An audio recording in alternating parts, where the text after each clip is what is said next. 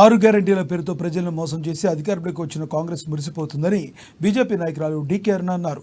6 గ్యారెంటీలతో పాటు కాబోయే ప్రధాని రాహుల్ గాంధీ పేరుతో కాంగ్రెస్ మోసపూరిత డ్రామాలు చేస్తుందని మండిపడ్డారు. ప్రాంతేతరులు పాలమూరు, రంగారెడ్డి ఎత్తిపోతలపై ఓట్ల కోసం మాట్లాడటం సిగ్గుమాలిన చర్య అని ఎద్దేవా చేశారు.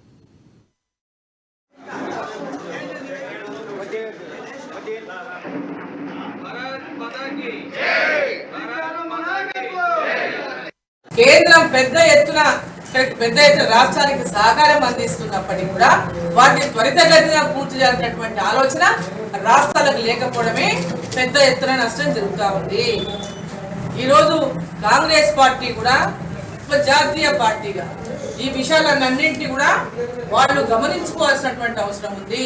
అభివృద్ధి అనేది కేంద్ర రాష్ట్ర ప్రభుత్వాల యొక్క ఉమ్మడి అంటే కలిసిమెలిసి అభివృద్ధి కోసం పనిచేసినప్పుడే అభివృద్ధి అనేది పెద్ద ఎత్తున స్పీడ్ గా ముందుకు పోతుంది. కాబట్టి ఆ రకంగా వాళ్ళు కూడా రాష్ట్ర ప్రభుత్వానికి కూడా ఖచ్చితంగా ఇక్కడ నుంచి పార్లమెంటు సభ్యురాలుగా ప్రజలందరూ ఆశీర్వదిస్తారని నమ్మకం ఉంది. ఈ ప్రాంత సమస్యలన్నింటినీ కూడా రాష్ట్ర ప్రభుత్వం కూడా పూర్తిగా పరిష్కరించే విధంగా ఫాలో చేసినటువంటి విధంగా నాకు గతంలో